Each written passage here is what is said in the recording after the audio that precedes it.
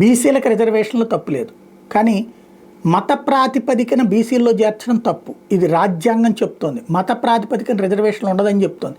గతంలో ముస్లిం రిజర్వేషన్లకు సంబంధించి అప్పట్లో ఏదైతే రాజశేఖర రెడ్డి టైంలో చేసినప్పుడు సుప్రీంకోర్టు కొట్టేసినటువంటి సందర్భంలో, ఆ తర్వాత రివ్యూ సందర్భంలో వచ్చినటువంటిది బీసీఈ కిందకి తీసుకొచ్చి, అంటే ముస్లింల్లో కూడా కొన్ని వర్గాలు ఇట్లా ఉన్నాయంటే వాళ్ళని కులం ప్రాతిపదికన అని చెప్తే వాళ్ళ వరకు పెట్టమన్నారు. అయితే అది ఇంకా రివ్యూ నడుస్తూ ఉంది. ఇంకో పక్కన ఇప్పుడు ముస్లిం బీసీలు 10% అన్నారు. మరి 4% రిజర్వేషన్ ఉంటే ఏంటి, 10% ఏంటి అన్నటువంటిది ఇప్పుడు తేలాల్సింది. ఇంకొకటి, బీసీలకి ఆ మేర అన్యాయం జరిగినట్ట కాదా, ఇది ఏ బీసీ సంఘం మాట్లాడట్లా, ఏ బీసీ నేత మాట్లాడట్లా, ఏ రాజకీయ పార్టీ మాట్లాడట్లా.